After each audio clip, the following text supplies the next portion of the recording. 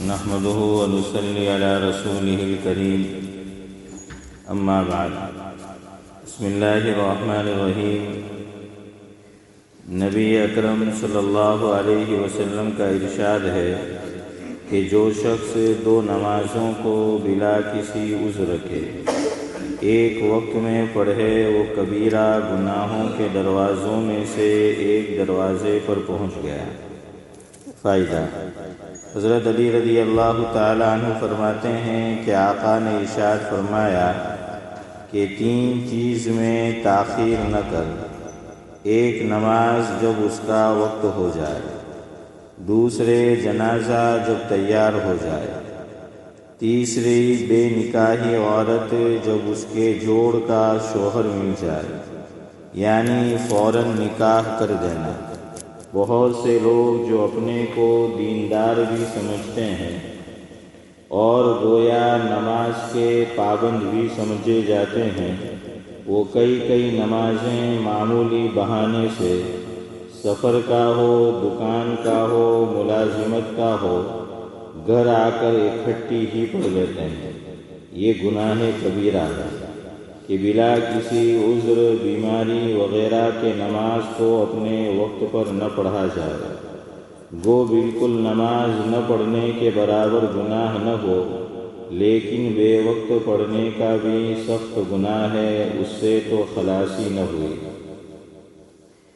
ایک مرتبہ حضور اکرم صلی اللہ علیہ وسلم نے نماز کا ذکر فرمایا اور یہ ارشاد فرمایا کہ جو شخص نماز کا اہتمام کرے تو نماز اس کے لیے قیامت کے دن نور ہوگی اور حساب پیش ہونے کے وقت حجت ہوگی اور نجات کا سبب ہوگی، اور جو شخص نماز کا اہتمام نہ کرے اس کے لیے قیامت کے دن نہ نور ہوگا اور نہ اس کے پاس کوئی حجت ہوگی اور نہ نجات کا کوئی ذریعہ۔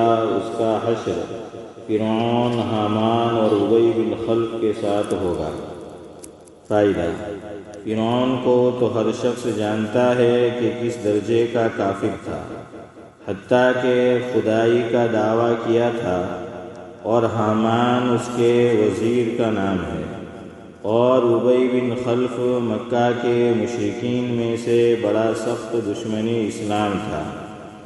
ہجرت سے پہلے حضرت نبی کریم صلی اللہ علیہ وسلم سے کہا کرتا تھا کہ میں نے ایک گھوڑا پالا ہے، اس کو بہت کچھ کھلاتا ہوں، اس پر سوار ہو کر نعوذ باللہ تم کو قتل کروں گا۔ آقا نے ایک مرتبہ اس سے فرمایا تھا کہ انشاءاللہ میں ہی اس کو قتل کروں گا۔ احد کی لڑائی میں وہ حضور اکرم صلی اللہ علیہ وسلم کو تلاش کرتا پھرتا تھا اور کہتا تھا کہ اگر وہ آج بچ گئے تو میری خیر نہیں۔ چنانچہ حملے کے ارادے سے وہ حضور کے قریب پہنچ گیا۔ صحابہ نے ارادہ بھی فرمایا کہ دور ہی سے اس کو نمٹا دے۔ آقا نے ارشاد فرمایا کہ آنے دو۔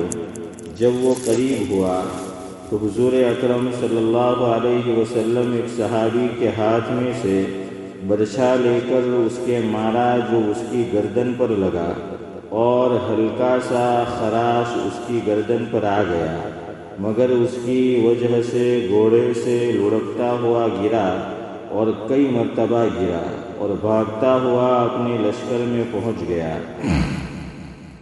اور چلاتا تھا کہ خدا کی قسم مجھے محمد صلی اللہ علیہ وسلم نے قتل کر دیا۔ کفار نے اس کو اطمینان دلایا کہ معمولی چوٹ ہے، کوئی فکر کی بات نہیں، مگر وہ کہتا تھا کہ محمد نے مکہ میں کہا تھا صلی اللہ علیہ وسلم کہ میں تجھ کو قتل کروں گا، خدا کی قسم اگر وہ مجھ پر تھوک بھی دیتے تو میں مر جاتا۔ لکھتے ہیں کہ اس کے چلانے کی آواز ایسی ہو گئی تھی جیسا کہ بیل کی ہوتی ہے۔ ابو سفیان رضی اللہ عنہ نے جو اس لڑائی میں بڑے زوروں پر تھے، اس کو شرم دلائی کہ اس ذرا سی خراش سے اتنا چلاتا ہے۔ اس نے کہا کہ تجھے خبر بھی ہے کہ یہ کس نے ماری ہے؟ یہ محمد صلی اللہ علیہ وسلم کی مار ہے۔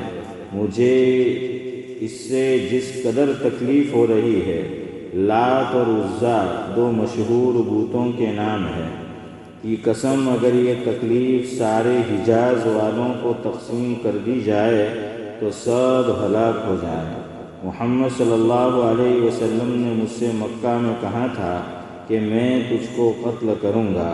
میں نے اسی وقت سمجھ لیا تھا کہ میں ان کے ہاتھ سے ضرور مارا جاؤں گا، میں ان سے چھوٹ نہیں سکتا۔ اگر وہ اس کہنے کے بعد مجھ پر تھوک بھی دیتے تو میں تھوک سے بھی مر جاتا۔ چنانچہ مکہ مکرمہ پہنچنے سے 1 دن پہلے وہ راستے ہی میں مر گیا۔ ہم مسلمانوں کے لیے نہایت غیرت اور عبرت کا مقام ہے کہ ایک کافر، پکے کافر اور سخت دشمن کو تو آقا کے ارشاد کے سچا ہونے کا اس قدر یقین ہو کہ اس کو اپنے مارے جانے میں ذرا بھی تردد یا شک نہیں تھا، لیکن ہم لوگ حضور کو نبی ماننے کے باوجود صلی اللہ علیہ وسلم، آپ کو سچا ماننے کے باوجود، آپ کے ارشادات کو یقینی کہنے کے باوجود، آپ کے ساتھ محبت کے دعوے کے باوجود، آپ کی امت میں ہونے پر فخر کے باوجود کتنے ارشادات پر عمل کرتے ہیں، اور جن چیزوں میں حضور اکرم صلی اللہ علیہ وسلم نے عذاب بتائے ہیں ان سے کتنا ڈرتے ہیں، کتنا کانپتے ہیں، یہ ہر شخص کے اپنے ہی گریبان میں منہ ڈال کر دیکھنے کی بات ہے۔ کوئی دوسرا کسی کے متعلق کیا کہہ سکتا ہے؟ ابن حجر نے کتاب الزواجر میں علیہ الرحمہ قارون کا بھی فرعون وغیرہ کے ساتھ ذکر کیا ہے اور لکھا ہے کہ ان کے ساتھ حشر ہونے کی یہ وجہ ہے کہ اکثر انہی وجوہ سے نماز میں سستی ہوتی ہے جو ان لوگوں میں پائی جاتی تھی۔ بس اگر اس کی وجہ مال و دولت کی کثرت ہے تو قارون کے ساتھ حشر ہوگا، اور اگر حکومت و سلطنت ہے تو فرعون کے ساتھ، اور وزارت ہے تو حامان کے ساتھ، تجارت ہے تو ابی بن خلف کے ساتھ، اور جب ان لوگوں کے ساتھ اس کا حشر ہوگا تو پھر جس قسم کے بھی عذاب احادیث میں وارد ہوئے، چاہے وہ حدیثیں متکلم فی ہوں، ان میں کوئی اشکال نہیں رہا کہ جہنم کے عذاب سخت سے سخت ہیں۔ البتہ یہ ضرور ہے کہ اس کو اپنے ایمان کی وجہ سے ایک نہ ایک دن جہنم سے چھٹکارا مل جائے گا، اور وہ لوگ ہمیشہ کے لیے اس میں رہیں گے، لیکن خلاصی ہونے تک کا زمانہ کیا کچھ ہنسی کھیل ہے، نہ معلوم کتنے ہزار برس ہوں گے۔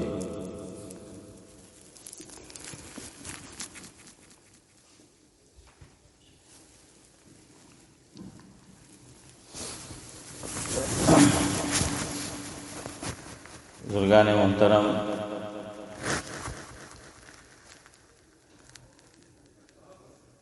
تین چار جنازے ہو گئے ابھی۔ ایک تو ہمارے اقبال بھائی سید کہ جن کے بیٹے مولانا زکریا، یہ انہوں نے اور ان کی ٹیم نے ماشاءاللہ کووڈ کے پورے دور میں اور اب بھی جاری ہے کہ خاص طور سے کوئی مسلمان اپنا آخری سفر جب طے کرتا ہے، یعنی اس کا انتقال ہوتا ہے، تو اس کام میں انہوں نے بہت ہاتھ بٹایا ہے، بہت مدد کی ہے۔ اللہ تعالیٰ ان کو بھی اور ان کی پوری ٹیم کو دنیا اور آخرت میں اس کا بہترین بدلہ اور صلہ نصیب فرمائے۔ تو ایک تو ان کی والدہ کا انتقال ہوا۔ مرحومہ سنا کہ بڑی دیندار تھی، اور عورتوں کی جو جماعت نکلتی تھی، یعنی مستورات کی جماعت جس کو بولتے ہیں، تو سنا کہ اس میں بھی انہوں نے حصہ لیا تھا۔ اسی طرح جماعت آتی تھی تو ان کے لیے کھانا پکانا، تو یہ کام بھی وہ خوشی خوشی کرتی تھی۔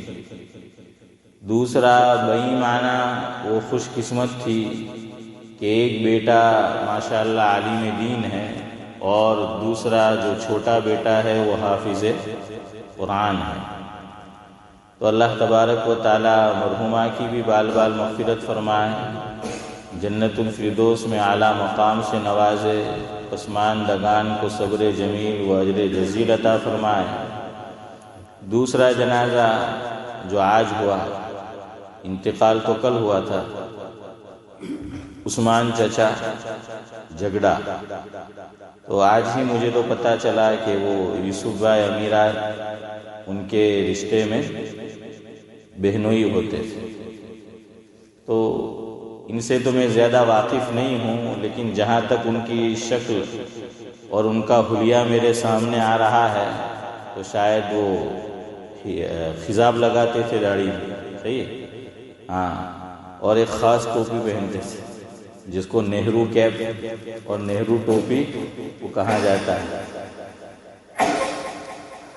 تو ماشاءاللہ ان کا دعوت و تبلیغ کے کام سے جڑاؤ رہا، تو وہ بھی اللہ تعالیٰ کو پیارے ہو گئے۔ جو دعا ہم نے مرحومہ کے لیے کی وہی سب دعا ان کے لیے بھی ہے ہماری۔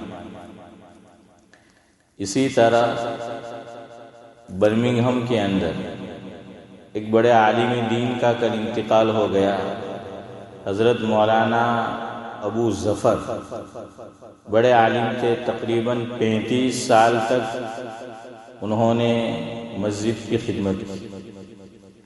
ایک بڑا طویل عرصہ ہے اور برمنگھم کے بڑے علماء میں سے تھے، غالباً بنگلہ دیش سے تعلق تھا۔ تو اللہ تبارک و تعالی ان کی خدمات کو بھی قبول و منظور فرمائے، اور ان کے لیے بھی ہماری وہی دعا ہے، وہی نیک خواہشات ہے جو ہم نے مرحومہ کے لیے دعا کی۔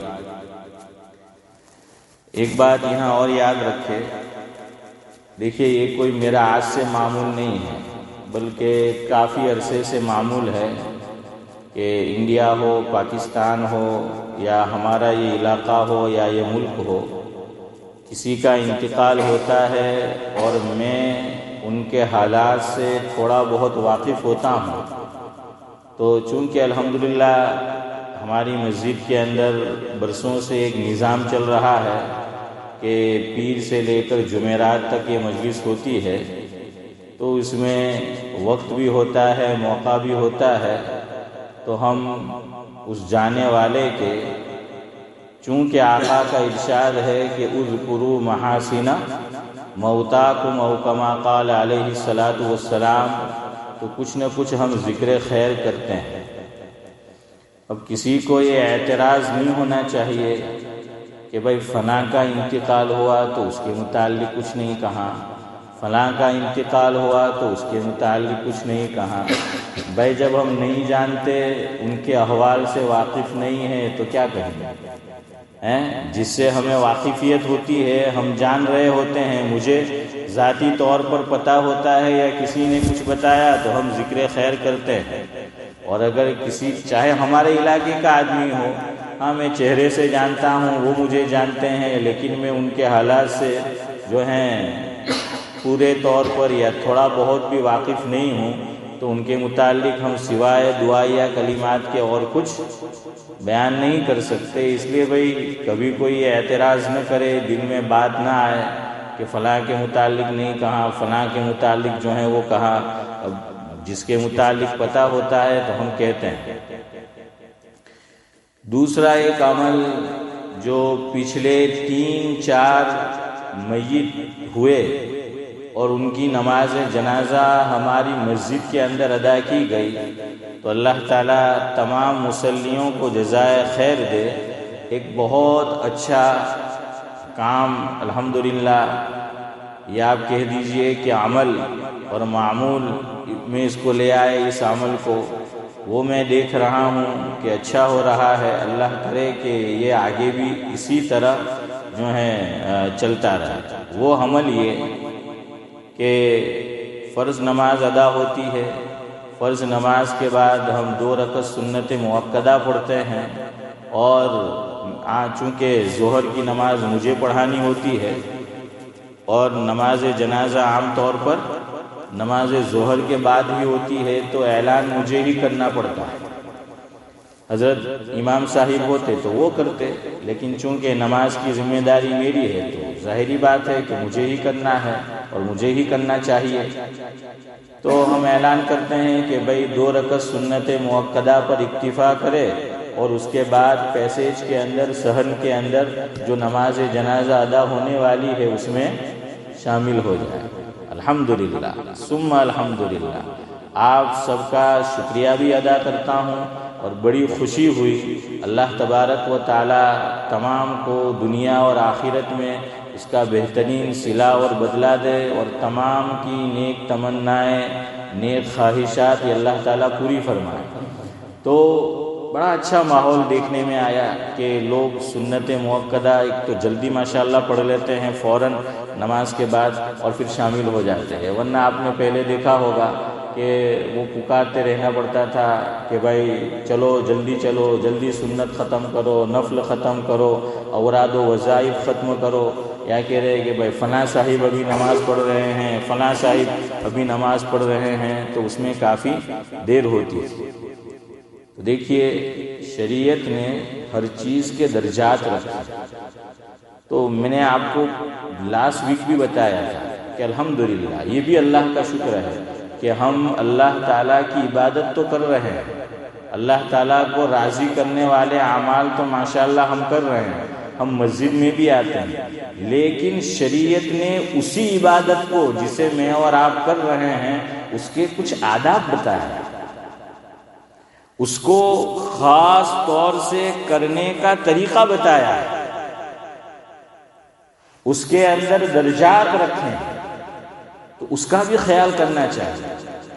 یہ نہیں کہ آدمی بس علل ٹپ جو اس کا جی کر رہا ہے، جو اس کا من کر رہا ہے، جو میرا جی کر رہا ہے، جو میرا من کر رہا ہے، میں تو اسی کے مطابق عمل کرتا رہوں۔ نہیں، دیکھیے اسی لیے ایک عمل شریعت نے مجھے اور آپ کو روزانہ بتایا تاکہ میرے اور آپ کے ذہن میں روزانہ یہ بات تازہ ہوتی رہے کہ بھئی دین اپنی منمانی کرنے کا نام نہیں ہے، دین مجھے کسی عمل کو کرنے سے خوشی ہوتی ہے اس کا نام نہیں ہے، میرا دل، میرا جی، میری خواہش یہ چاہ رہی ہے میں کروں اس کا نام دین نہیں ہے، بلکہ دین نام ہے اللہ اور اللہ کے رسول صلی اللہ علیہ وسلم نے جس عمل کو جس طرح جس طور پر کرنے کو کہا ہے اس طریق پر ہم کریں۔ یہ ہے اصل خوبی کی بات۔ اسی لیے دیکھیے حج جیسا عمل، حج جیسا عمل، اس میں میرا اور آپ کا یہی ذہن شریعت نے بنایا۔ میں اور آپ سب جانتے ہیں کہ سب سے زیادہ نماز پڑھنے کا ثواب کس مسجد میں ملتا ہے؟ بولو بھائی، مکہ مت بولو، اس لیے کہ مکہ سے تو پورا مکہ مراد ہوگا اور وہاں اور بھی مساجد ہے، اس لیے مکہ مت بولو، بلکہ یہ بولو کہ مسجد حرام، کیا کہو؟ مسجد حرام، اس کے اندر نماز پڑھنے کا سب سے زیادہ ثواب ہے۔ لیکن حج کے جو 5 دن ہیں اس میں مجھے اور آپ کو بتایا گیا کہ بھئی 8 تاریخ آ گئی ذوالحجہ کی، مغرب کی نماز کے بعد نکل جاؤ۔ کہاں نکل جاؤ؟ مینا جو ہے وہ نکل جاؤ۔ اور ہمارے حضرت فرماتے تھے کہ اپنی منا کو مٹا دو، مینا اور منا، کہ منا کے میں جو چاہوں، مجھے جو اچھا لگتا ہے، میرا جو دل کہتا ہے اور کرتا ہے میں کروں، اسی منا کو مینا میں مٹایا گیا کہ جاؤ چلے جاؤ۔ اب وہاں نہ کوئی مسجد ہے، نہ کوئی خاص عمل ہے وہاں جا کر کرنے کا، ایک کھلا میدان ہے اور وہاں جا کر رات گزارنی۔ پھر اس کے بعد آپ لے لیجئے مزدلفہ کو یا عرفات کو، یہ سب میدان ہے، یہ سب کھلی جگہیں ہیں، کوئی خاص عمل نہیں ہے۔ جو 2 نمازیں وہاں پر ساتھ میں پڑھنی ہے عرفات کے میدان میں، وہ بھی میں اور آپ پہنچ نہیں پاتے، اتنا دور ہوتا ہے تو وہاں پہنچنا ہر ایک کی بس کی بات نہیں ہوتی کہ کبھی یو کے والے کو ادھر پڑاؤ ملتا ہے، کبھی انڈیا والے کو ادھر ملتا ہے، تو اتنی زیادہ مسافت اور دوری ہوتی ہے تو آدمی جو ہے وہ کیسے جائے گا؟ اور آپ دیکھیں گے کہ دھوپ کہتی ہے کہ میرا کام ہے، اور ان گنت آدمی جو ہیں وہاں پر ہوتے ہیں، تو آدمی کو اپنی ضروریات پورا کرنے میں بھی ہم سب کو اللہ تعالیٰ الحمدللہ لے گیا ہے، تو ہم واقف ہے کہ وہاں کیا ہوتا ہے، تو کوئی خاص عمل نہیں ہے وہاں، لیکن یہی ذہن بنایا گیا میرا اور آپ کا کہ دین میرا جی جو چاہ رہا ہے کہ میرا معمول ہے کہ میں تو ہر نماز کے بعد فلاں وظیفہ پڑھتا ہوں، میرا معمول ہے کہ میں تو ہر نماز کے بعد جو ہے فلاں ذکر کا ورد کرتا ہوں، میرا معمول ہے کہ میں تو پہلے نفل پڑھتا ہوں، سنت پڑھتا ہوں، نفل پڑھتا ہوں، پھر میں تو نماز جنازہ میں شریک ہوں گا، نہیں۔ تو مقامی طور پر بھی میرا اور آپ کا ذہن بنایا گیا، اس کے لیے کون سا عمل وہ میں بعد میں آپ کو بتاؤں گا، اور عالمی طور پر سب کا ذہن بنایا گیا۔ حج کیا ہے؟ عالمی عبادت ہے۔ حج کیا ہے؟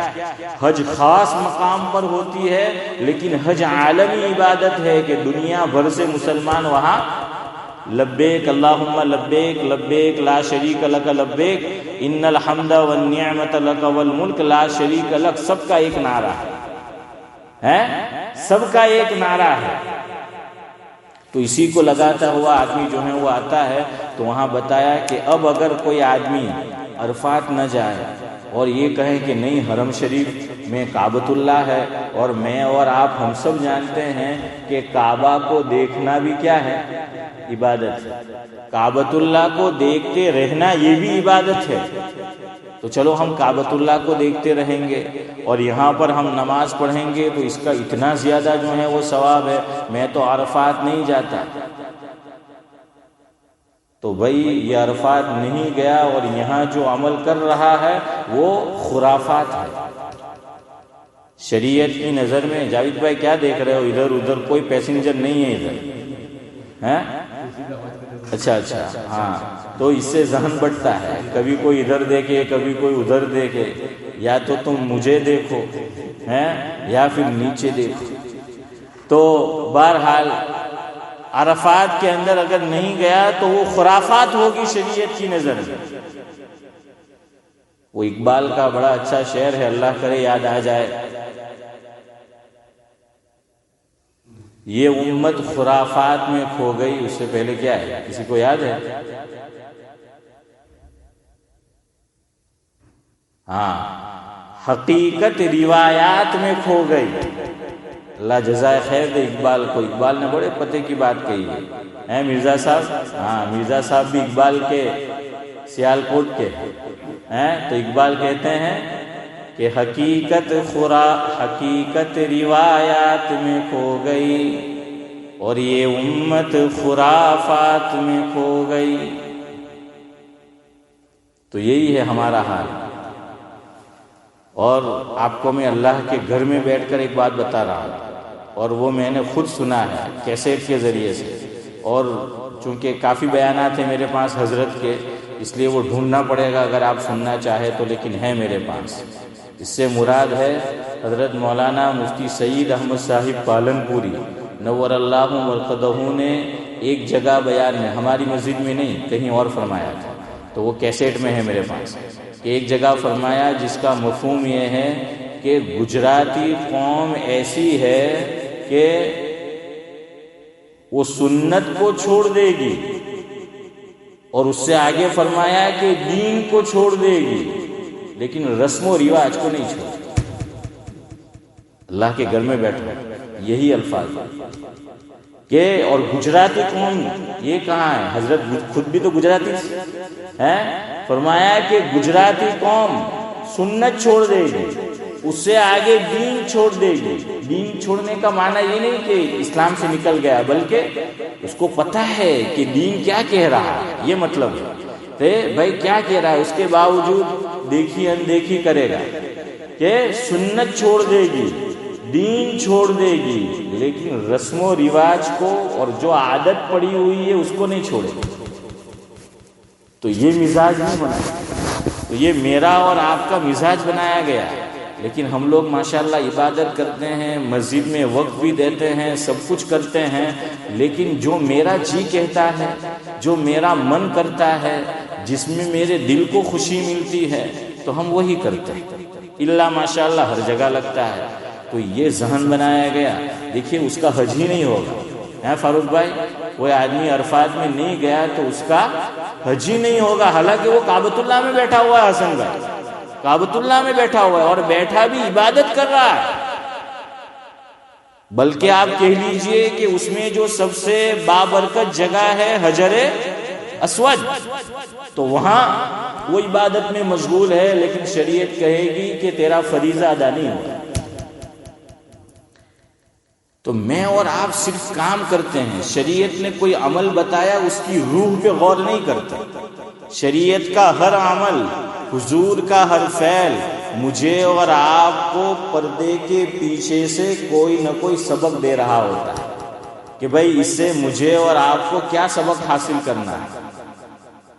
تو اس لیے جو اللہ اور اللہ کا رسول کہے اسی کا نام دین ہے، تو ہمیں طریقہ بتایا، اس کے مطابق جو ہے وہ عمل کرو۔ اسی لیے سعودی گورنمنٹ، ابھی مجھے نہیں پتا لیکن پہلے ایسا کرتی تھی کہ عرفات، حضور سے ایک صحابی نے پوچھا، مفہوم ہے کہ بھائی حج کس کا نام ہے؟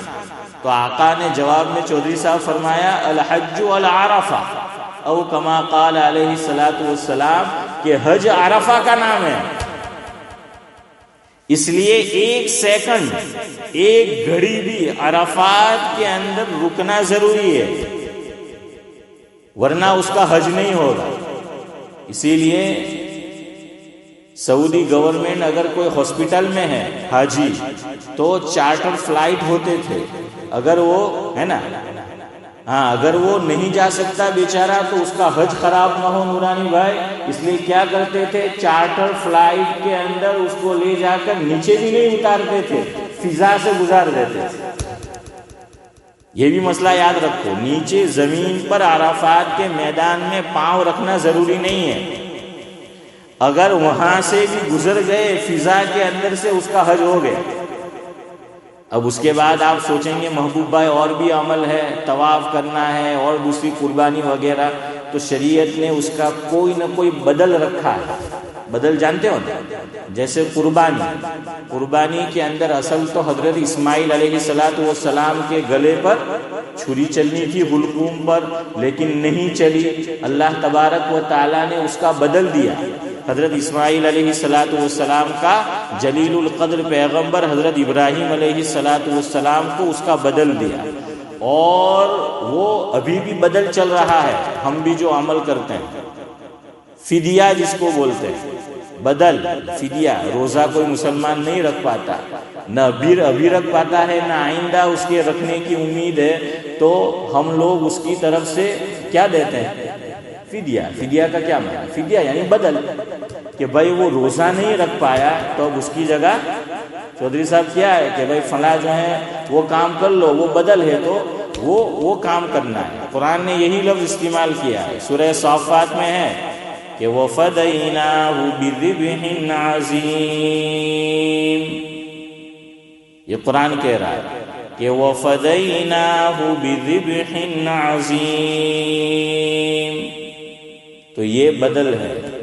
تو حج کے اندر ہر عمل کا عارف بھائی بدل موجود ہے، ایک ہی عمل حج کے اندر ایسا ہے جس کا کوئی بدل نہیں۔ اسی لیے یہاں بات نکلی ہے تو ایک بات یاد رکھو، دیکھیے اصل عمل کا بدل ہوتا ہے اور بدل کا بدل نہیں ہوتا۔ سمجھ آیا؟ تین چیزیں یاد رکھو، ایک ہے اصل کام، وہ ہم نہیں کر پائے تو شریعت نے بعض چیزوں میں اس کا بدل رکھا، لیکن پھر بدل کا یوز بائی بدل نہیں ہے۔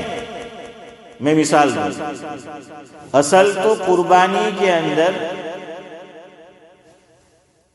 بیٹے کو ذبح کرنا تھا، اور اگر ایسا ہوتا تو نہ فاروق علی بھائی ہوتا نہ عبدالسلام ہوتا، کہ بڑے بیٹے کو ذبح کرنا ہے تو فاروق بھائی بڑے بیٹے ہیں ان کے ماں باپ کے، اور میں اپنے گھر میں بڑا ہوں تو اپنے پہ تو فاروق بھائی کب سے چھری پھر جائے، سب پہ آپ بھی بڑے ہیں۔ تو اس لیے ویسے بڑا بننا نہیں چاہیے، ہاں بڑے بنے تو چھری پھرتی عمران بھائی، بڑا بننے کا ہی نہیں، جو بڑا بنتا ہے نا تو بس مت پوچھو. اس لیے شریعت نے بھی پسند نہیں کیا. مسلم شریف میں آقا نے فرمایا مفہوم یہ کہ کسی پوسٹ کے لیے، کرسی کے لیے، بڑا بننے کے لیے اپنے کو پیش نہ کرو. ہاں قوم آپ کا انتخاب کرتی ہے تو اللہ کی مدد ہوگی. روکا ہے اس سے. یہ بالکل صحیح حدیث آپ کو سنا رہا. آقا نے یہ فرمایا کہ تمہاری مدد نہیں ہوگی. یہاں تک ہے کہ خود بڑا بننا چاہو گے مدد نہیں ہوگی. بڑے تو بن جاؤ گے، مدد نہیں ہوگی. اس لیے بعض آدمی بڑے ہوتے ہیں لیکن ان کی دل سے کوئی عزت نہیں کرتا. اوپر اوپر کے کہاں یار ہیں، اوپر اوپر سب سلام مارتے ہیں لیکن کچھ بھی نہیں. اندر سے دل کے اندر کچھ محبت نہیں ہوتی ہے. کرسی ہے تو وہاں تک چلتی کا نام گاڑی ہے. تو فاروق بھائی سب سلام جو ہیں وہ مارتے ہیں کہ بھائی چونکہ اس کے پاس کرسی ہے، اور جہاں کرسی گئی بس اب قسم کرسی ہے. عارف بھائی کرسی جاتے ہی آدمی قسم کرسی میں آ جاتا ہے. آپ نہیں دیکھتے کئی لوگ آج بادشاہ ہے،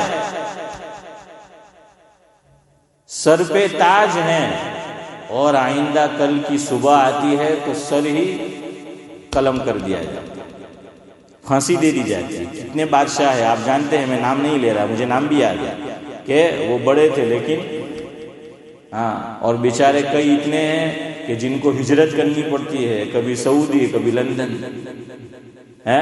تو یہی جو ہے وہ حال ہے اس کا. تو اس لیے اصل عزت تو یہ ہے کہ آدمی کی لوگ دل سے عزت کرے، ورنہ جس کی کرسی کی وجہ سے عزت ہوئی وہ کیا ہوئی. اور جو اپنے سے بڑا بننا چاہتا ہے تو اللہ تعالیٰ دلوں میں اس کے لیے عزت پیدا نہیں کرتے، اور جس کا انتخاب قوم کرتی ہے تو اللہ تعالیٰ اس کو عزت سے بھی نوازتے. یہ آقا نے فرمایا. تو بڑے بننے میں ایسا ہی ہے. تو یہاں بھی شریعت نے کہا کہ بڑا بیٹا ہے تو چھری پھراؤ. بہرحال میں آپ کو یہ کہہ رہا تھا کہ اصل قربانی کے اندر کیا ہے؟ ارے بولو. جانور سوری جانور کہاں ہے یار؟ اصل انسان ہے کہ انسان کی جو ہے وہ قربانی ہے. لیکن اللہ تعالیٰ نے اس کا بدل دے دیا اور یہ فرمایا کہ وَتَرَكْنَا عَلَيْهِ فِي الْآخِرِينَ، کہ میں نے بعد والوں کے لیے بھی اب یہی چیز رکھی. صرف ابراہیم علیہ السلام کے لیے نہیں تھا، تو اب بعد میں قیامت تک کے لیے یہ رکھ دیا گیا. تو اس کا بدل آیا جانور. اب بعض لوگ اچھے جذبے سے پوچھتے ہیں، ہم ان کی نیت پہ کوئی شک نہیں کرتے، ان کا جذبہ اچھا ہوتا ہے. اللہ نہ کرے آگے، لیکن پیچھے ایسا ہو چکا ہے کہ بقرعید بھی قریب ہوتی ہے، کہیں زلزلہ آ گیا، کہیں سیلاب آ گیا، اور ایک خاص کنٹری ہے آپ جانتے ہیں جہاں قبلہ اول ہے، تو وہاں نہ ہونے کا جو ہے وہ انہونی ہو جاتی ہے. تو بیچارے کئی مسلمان ان کے گھر تباہ کر دیے جاتے ہیں، جان تلف کر دی جاتی ہے، ان کو شہید کر دیا جاتا ہے. یا اللہ تعالیٰ کی طرف سے جو ہے ایک شکل بنی ہے حنیف بھائی، تو بھائی سیلاب نے جانی مالی نقصان پہنچایا. اسی طریقے سے ارتھ کوئک ہوا، زلزلہ، دھرتی کمپ ہوا، اس نے جو ہے وہ نقصان پہنچایا ہے. کیسا نقصان پہنچتا ہے بعض مرتبہ. 2002 کے اندر جو زلزلہ آیا تھا کچھ بھوج میں، گجرات میں ہے کچھ بھوج ہے، تو وہاں سے ایک ٹیم گئی تھی ڈابیل سے. تو اس کے بڑے تھے حضرت مفتی محمود باردولی حافظ جی دامت برکاتہم العالیہ. انہوں نے کارگزاری سنائی تھی وہاں سے آ کر تراج کے اندر. تو ایک بات یہ فرمائی تھی، مفہوم یہ ہے کہ جو لوگ ارب پتی تھے ہم نے ان کو دیکھا کہ وہ روڈ پتی تھے. جو ہاتھ کل تک دینے والا تھا آج لائن میں کھڑا تھا چہرہ چھپائے ہوئے کہ کوئی ہمیں پہچان نہ جائے. شرم آتی ہے لیکن پیٹ پالنا ہے، کیا کریں. تو حالات جو ہیں وہ کیا سے کیا جو ہیں وہ ہو جاتے ہیں، وہ بدل جاتے ہیں. تو اب آدمی کو رحم آتا ہے کہ یار ان کا جانی نقصان ہوا، مالی نقصان ہوا، کسی کا باپ چلا گیا، کسی کا شوہر چلا گیا، کسی کا بیٹا جو ہے وہ چلا گیا، کسی کا بھائی چلا گیا، گھر میں وہی کمانے والا تھا. اب بقرعید آ رہی ہے تو آدمی سوچتا ہے کہ بھائی جو رقم ہم جانور پہ خرچ کریں گے، جس رقم سے ہم جانور خریدیں گے، تو ہم یہ کرتے ہیں کہ یہ رقم جہاں سیلاب آیا تھا، جہاں زلزلے سے نقصان ہوا تھا یا کوئی اور انہونی ہوئی تھی، ہم وہاں رقم بھیج دیں. اچھا جذبہ. کہ چلو قربانی تو ہم ہر سال کرتے ہیں اور آئندہ بھی انشاءاللہ ہم کریں گے، اس سال کے لیے صرف یہ کرتے ہیں، صرف اس سال کے لیے کہ چونکہ ایسا حادثہ پیش آیا ہے اس لیے ہم یہ کام کرتے ہیں۔ بہت اچھا جذبہ ہے، لیکن وہی بات جہاں سے میں نے بات شروع کی ہے، ہمارے دل کی جس میں خوشی ہے، ہمارا من کچھ کہہ رہا ہے، ہمارا جی للچا رہا ہے، ہمیں بظاہر اس میں فائدہ نظر آ رہا ہے، لیکن نیکی اس کا نام نہیں ہے کہ جو میرا دل چاہ رہا ہے، جو میں سامنے حالات دیکھ رہا ہوں، بلکہ نیکی نام ہے اس چیز کا کہ اللہ اور اللہ کے رسول نے جس طریق پر کرنے کو کہا۔ اب یہاں جانور ہی قربان کرنا پڑے گا، رقم نہیں دے سکتے۔ یا آدمی یوں سوچ لے کہ چلو اس سال رقم دے دیتا ہوں فلاں جگہ، آئندہ 2 قربانی کر دوں گا، نہیں، ایسا نہیں کر سکتا۔ کیوں؟ وائی؟ اس کا جواب یہ کہ بدل کا بدل نہیں ہوتا، بس یہ جواب ہے، اگر آپ کو سمجھ آیا ہوگا۔ اصل نہیں کر سکے، بدل ہے، لیکن بدل کا بدل نہیں ہے، سمجھ آیا؟ بدل کا بدل نہیں ہے، اس لیے یہ قربانی یہ تو بدل کا بدل ہو گیا۔ اصل تو انسان کی قربانی تھی، اس کی جگہ اللہ نے کرم کیا، تو اب جانور، تو انسان کا بدل جانور ہوا، تو جانور خود بدل ہے، اب بدل کا بدل نہیں ہو سکتا۔ ظاہر بھائی سمجھ آ گیا جو کہنا چاہتا ہوں؟ ہاں، بس یہ ہے کہ بدل کا بدل وہ نہیں ہو سکتا۔ بہرحال میں آپ کو یہ سمجھا رہا تھا کہ عرفات کے اندر ایک گھڑی فضا میں سے بھی آدمی گزر گیا تو اس کا حج ہو جائے گا، باقی دوسرے اعمال اس کا بدل ہے، لیکن عرفہ کے اندر جو قیام کرنا ہے اس کا کوئی بدل نہیں۔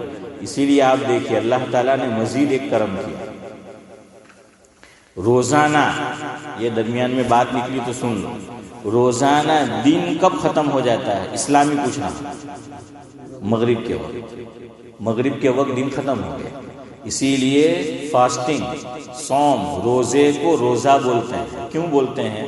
کہ روز یعنی دن، انگلش والا روز نہیں ہے، ہاں، کہ روز یعنی دن، تو روز یعنی دن، تو روزہ اسی سے بنا ہے، چونکہ یہ دن کا عمل ہے کہ بھائی رات آئی ختم، اور یہ قرآن کہہ رہا ہے کہ ثم اتم الصیام الی اللیل، کہ ثم اتم الصیام الی اللیل، پھر تم روزے کو پورا کرو رات تک، کہ رات آئی تو روزہ ختم ہے۔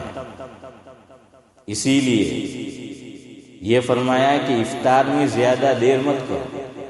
آقا نے یہ فرمایا کہ میری امت مفہوم خیر پر رہے گی، کہ جب تک ایک کام یہ کرتی رہے گی کہ افطار میں کیا کرے گی؟ جلدی کرے گی، چونکہ وہ دن ختم ہو گیا، دن ڈھل گیا، اب روزہ ختم، اب تو رات ہے، تو بھائی اب تو کیوں دیر کر رہا ہے؟ اب روزہ چھوڑ، افطار کر اب تو اسلامی سال یوں کہا جاتا ہے چودھری صاحب کہ 360 ڈیز ہوتے ہیں، لیکن نہیں ہوتے۔ کیوں نہیں ہوتے؟ اس لیے کہ کوئی اسلامی مہینہ حنیف بھائی 30 دن سے بڑا نہیں ہوگا، 31 نہیں ہوں گے، اور 28 بھی کوئی نہیں ہوگا، فیبروری کی طرح بعض مرتبہ جو ہوتا ہے فروری ہے، یا اسلام میں مہینہ 29 کا یا 30 کا۔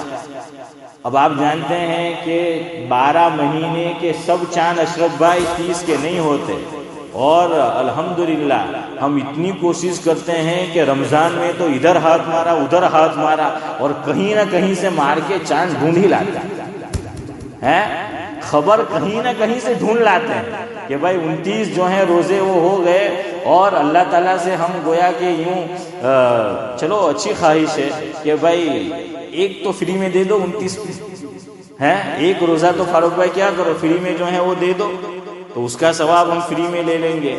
تو بہرحال یاد رکھیو قیامت کی صبح آ جائے گی، لیکن 12 مہینہ 30 دن کے نہیں ہوں گے، 12 مہینے جو ہے اسلامی وہ 30 دن نہیں ہوں گے، اس لیے کہ یوں کہا جاتا ہے کہ 4 مہینے زیادہ سے زیادہ مسلسل لگاتار، گجراتی میں کہ سلم 4 مہینے ہو سکتے ہیں کہ چاروں مہینے 29 کے ہوئے، چاروں مہینے 30 کے ہوئے، اب 5واں مہینہ بھی کوئی یوں کہیں کہ سارے 29 کے تھے، یہ بھی 5واں بھی 29، سارے اس سے پہلے 30 کے تھے، یہ بھی 30، تو پھر سوچنا پڑے کہ یار اب تو کچھ گڑبڑ ہے، اس لیے کہ سب تو اس طریقے سے نہیں ہو سکتے۔ تو اس لیے آپ دیکھ لو، سارے 30 کے ہوتے تو 12 کو ضرب دے دو 30 میں تو کتنے بنتے ہیں؟ 360، لیکن وہ بننے والے نہیں ہیں۔ عام طور سے 355 دن بنتے ہیں، عام طور سے، کبھی ادھر ادھر ہو جاتا ہے۔ اسلامی سال 355 دن اور انگریزی سال 365، تو گویا اسلامی سال 10 روز چھوٹا ہوتا ہے۔ تو بہرحال میں آپ کو یہ کہہ رہا تھا کہ روزے کے اندر کیا کہا کہ بھائی رات ہوئی تو بات کیا ہے، روزہ پورا ہو گیا۔ ایک روز اسلام میں ایسا آتا ہے کہ مغرب کے وقت وہ پورا نہیں ہوا دن، بلکہ دوسرا جو اگلی صبح آئے گی، یعنی صبح صادق، صبح طلوع آفتاب نہیں کہہ رہا، صبح صادق، وہاں تک اللہ تعالیٰ نے دن کو لمبا کر دیا، اور وہ حجاج کے لیے ہے عرفات۔ اگر کوئی مغرب تک چودھری صاحب نہیں پہنچ سکا اور صبح صادق تک بھی پہنچ جاتا ہے، حج ہو گیا۔ یہ اللہ کا کرم ہے۔ ہاں، یہ شاید میں آپ کا چہرہ دیکھ رہا تھا، آپ نے پہلی مرتبہ یہ بات سنی، اس لیے چودھری صاحب کے منہ سے نکلا بھی ہے، ہاں کہ نکلا بھی کہ مول صاحب کا ہی پہنچے بھی نہیں کرو، وہ تو آپ ہی نہیں کرو حسن بھائی جی ہیں، تو کچھ کہاں تھی کرو۔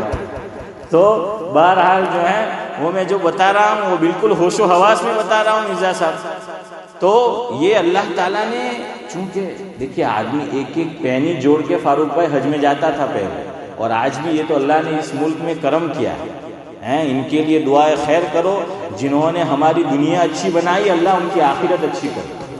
ہاں، میں نام نہیں لے رہا، کچھ باتیں اشاروں میں سمجھو، سمجھ آیا کہ نہیں؟ تو ان کے لیے ہر نماز کے بعد دعا کرو۔ خاص طور سے NHS کا نظام دیکھو آپ، ہارٹ کی سرجری یا کچھ کرانے کا انڈیا میں دن میں آدمی کو تارے دکھتے ہیں، اتنا خرچہ ہوتا ہے۔ اور یہ لوگ کہتے ہیں کہ اگر ہارٹ کا پرابلم ہے تو بات ہے اور ہمارا ساتھ ہے، لندن والوں کے لیے بات ہے، اور وہ کہتے ہیں کہ ہمارا پورا آپ کا ساتھ ہے۔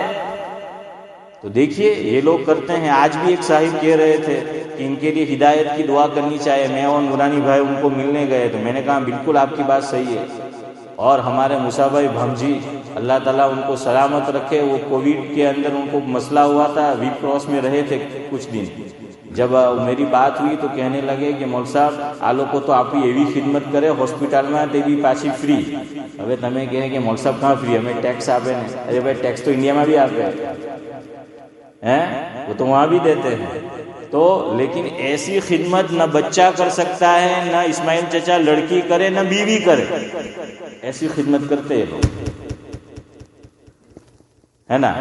تو بہرحال اللہ تعالیٰ، انہوں نے ہماری دنیا بنائی، اللہ ان کی آخرت جو ہے وہ بنا دے، آمین کہہ دو۔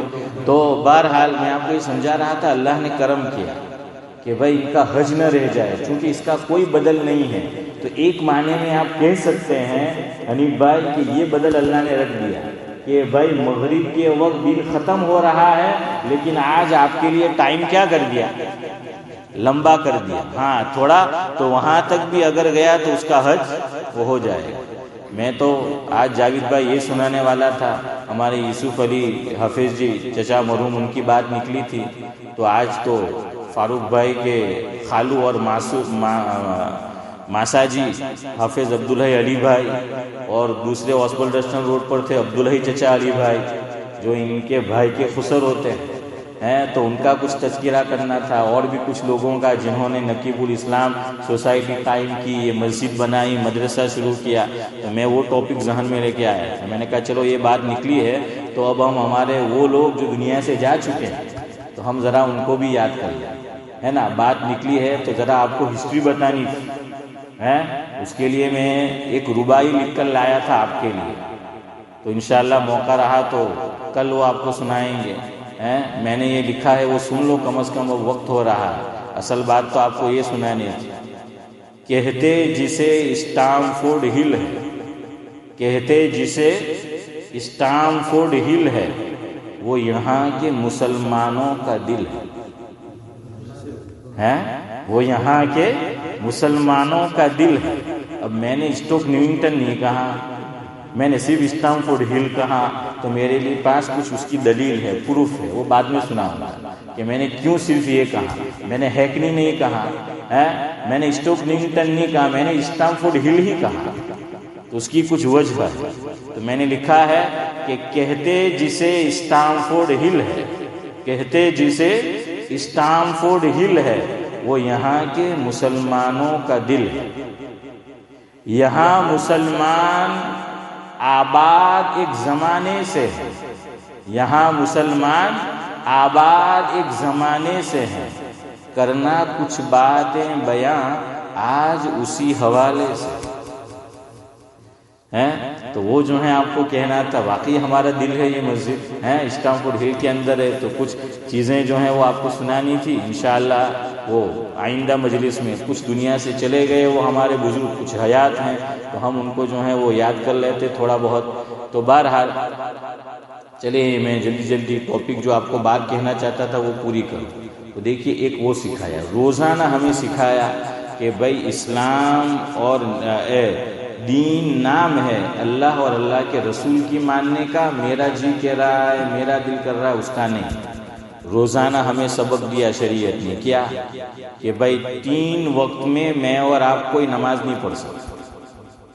طلوع آفتاب، غروب آفتاب اور نصف نہار، یا جس کو ہم زوال کہتے ہیں، وہ میرا دل چاہ رہا ہے، عمران بھائی کا دل چاہ رہا ہے کہ بھائی میں عبادت کروں، تو بجائے ثواب کے الٹا کیا ملے گا؟ گناہ ملے گا. روزہ، اس کے اندر بھی ہمیں بتایا کہ کسی کو نفلی روزہ رکھنے کا شوق ہے، سال میں 5 دن روزہ کسی نے رکھا جس میں ممانعت ہے، تو بجائے ثواب کے نورانی بھائی کیا ملے گا؟ گناہ ملے گا. دیکھیں نماز میں بھی پابندی سکھائی کہ نماز بھی پڑھو، اور جو بھی یہ نماز والا عمل ہے اوراد و وظائف، اس میں بھی ہم جیسے کہیں ویسے کرنا ہے.